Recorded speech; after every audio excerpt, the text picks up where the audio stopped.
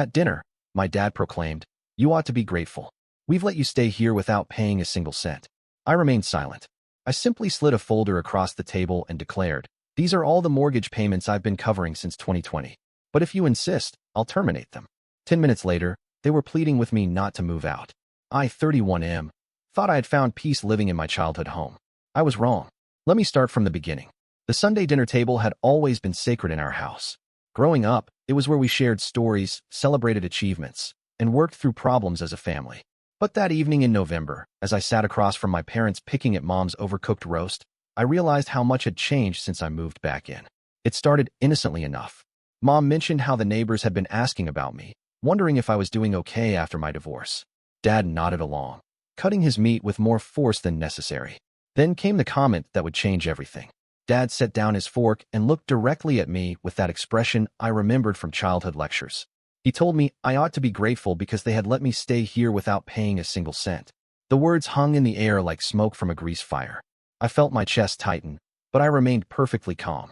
3 years of careful planning had led to this moment, though I hadn't expected it to arrive over Sunday dinner. Without saying a word, I reached into the manila folder I had placed beside my chair when I sat down. My parents exchanged confused glances as I slid the thick stack of papers across the table. I told them these were all the mortgage payments I had been covering since 2020, but if they insisted I wasn't contributing, I would be happy to terminate them. Dad's face went from confident to confused to pale in the span of about 5 seconds. Mom picked up the first document, her reading glasses sliding down her nose as she scanned the bank statements. Her mouth opened slightly. Dad grabbed the next page, then the next, his hands starting to shake almost imperceptibly.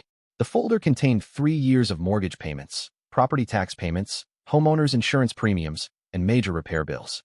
Everything meticulously organized with dates, amounts, and my bank account numbers highlighted. The total came to just over $87,000. You see, when I moved back home after my divorce in early 2020, my parents were facing foreclosure. Dad had lost his job during the pandemic, and Mom's part-time work at the library barely covered groceries. They were 3 months behind on their mortgage, and the bank had started proceedings. I had just received my divorce settlement and was looking for a place to rebuild my life anyway. When they mentioned their financial troubles, I saw an opportunity that could help us all. I offered to move back home and take over the mortgage payments while they got back on their feet. But I was smart about it. Every payment went directly from my account to the mortgage company. Every property tax bill, every insurance premium, every major repair, furnace replacement, roof work, new water heater, all paid directly by me with paper trails leading back to my accounts. My parents knew I was helping, but I don't think they understood the extent. Dad had always been proud, the type who handled the bills and made the financial decisions. After he lost his job, I think he retreated into denial about how bad things really were. Meanwhile, I had been quietly rebuilding my life. The divorce had been brutal. My ex-wife had tried to take everything, but I came out ahead thanks to some investments she didn't know about. Working from home during the pandemic, I was saving money and making smart financial moves. For 3 years, I lived in my childhood bedroom, paid for everything, and listened to subtle comments about how I needed to get my life together and move out. Comments about how I was taking advantage of their generosity. Comments about how I should be more grateful for their sacrifice. The irony wasn't lost on me. I was paying for everything while being treated like a freeloader. Dad finally looked up from the papers, his face now completely drained of color. He asked if this meant I had been paying the mortgage this whole time. I confirmed that yes, for the past 3.5 years, every single payment had come from my accounts. Mom started adding numbers in her head, her lips moving silently. When she arrived at the total, she set the papers down with shaking hands. I had prepared for this moment carefully. I pulled out my phone and showed them the mortgage company's app, logged into my account, displaying the upcoming payment scheduled for the following week. I explained that I could cancel it right now with a simple tap. The silence stretched on for what felt like hours, but was probably only minutes. Dad asked why I had never told them exactly how much I was contributing. I reminded him that every month when he asked about bills, I had said I was handling them. I had assumed he understood what that meant. Mom asked if I was really going to stop paying. I told them I wasn't planning to originally, but Dad's comment about not paying a single cent had made me reconsider my living situation. If they truly believed I wasn't contributing, then perhaps it would be better for everyone if I found my own place. That's when the panic set in. Dad started calculating quickly in his head. Without my payments, they would default within 30 days. Mom began crying. Not the dramatic tears of manipulation, but the quiet desperation of someone facing homelessness. They asked me not to move out, not to stop the payments. Dad apologized, saying he hadn't realized the full extent of what I was doing. Mom reached across the table and touched my hand, asking if we could work something out.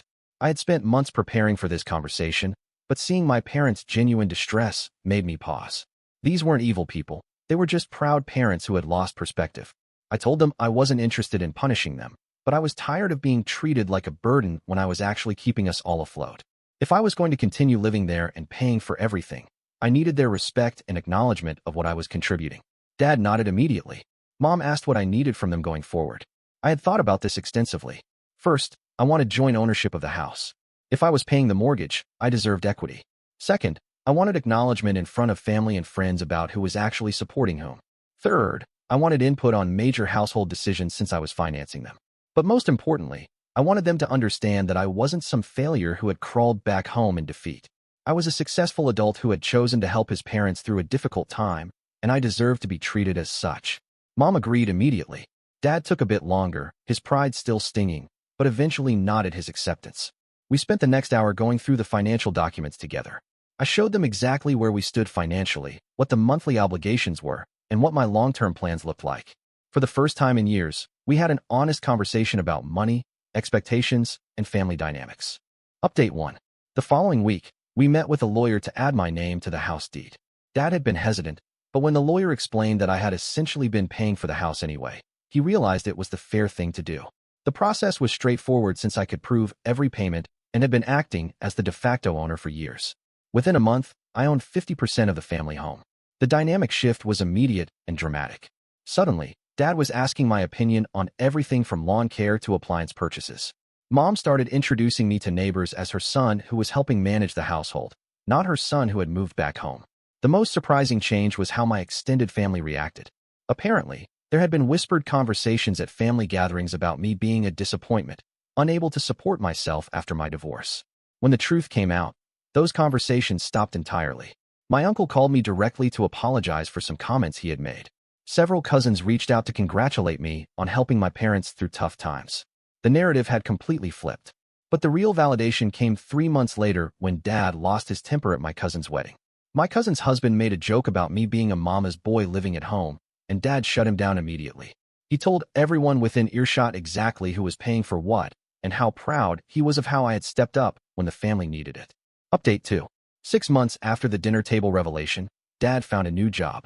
It wasn't quite at his previous salary level, but it was stable work with benefits. For the first time since I moved back home, we sat down to discuss how to handle finances going forward. I had been thinking about this conversation for weeks. Part of me wanted to step back and let them resume responsibility for their own bills. Another part of me recognized that we had created a system that worked well for everyone. We decided on a compromise. Dad would resume paying for utilities, groceries, and household expenses. I would continue covering the mortgage and major repairs since I now own half the house. Mom would handle property maintenance and coordinate any work that needed to be done. The arrangement felt fair and acknowledged everyone's contributions. More importantly, it maintained the respect and communication we had built over the previous months. Around this time, I started dating again. Bringing women home to my parents' house at 31 should have felt embarrassing, but it didn't. When I explained the situation honestly, that I owned half the house and was helping my parents rebuild after financial hardship, most women found it admirable rather than concerning. I met Sarah at a coffee shop near my office. She was a nurse, recently divorced herself, and understood complicated family dynamics. When I brought her home for dinner after we had been dating for a few weeks, my parents treated her like gold. Dad made a point of mentioning how proud he was of the way I had handled everything, and Mom showed Sarah around the house, pointing out improvements I had paid for. It was the first time I felt genuinely proud to bring someone home. Update 3. A year and a half after the folder incident, Sarah and I got engaged. We had been talking about buying our own place, but when we ran the numbers, it made more sense to stay put and continue building equity in the house I partially owned. We decided to renovate the basement into a private apartment. The house was large enough that we could have complete independence while still being available to help my parents as they aged. It was a win-win situation that nobody could have predicted when I first moved back home. The renovation process was interesting because it forced us all to work together as true partners. Dad contributed his labor and construction knowledge. Mom handled permits and contractor coordination. I funded the project, and Sarah designed the space. It felt like a real family effort rather than me paying for everything while being excluded from decisions. When the work was finished, We had essentially created two separate living spaces within one house. My parents had the main floor and their bedroom upstairs, while Sarah and I had a complete apartment downstairs with our own entrance, kitchen, and living areas. The financial arrangement evolved again. We split all house-related expenses proportionally: mortgage, taxes, insurance, and utilities divided based on square footage usage. Everyone contributed according to their ability and usage, and everyone felt the arrangement was fair. More importantly, the relationships had been completely transformed. Dad regularly asked for my advice on financial matters and major decisions. Mom included Sarah in family planning and treated her like a daughter rather than a temporary guest. We had become true partners in maintaining the household. The Sunday dinners continued, but now they were celebrations rather than obligation. We shared stories about work, planned family trips, and made decisions together. The power dynamics that had created so much tension were completely gone. Looking back, I realized the folder I slid across the table that evening wasn't just documentation of financial contributions. It was proof that I had grown into an adult capable of taking care of not just myself, but my entire family.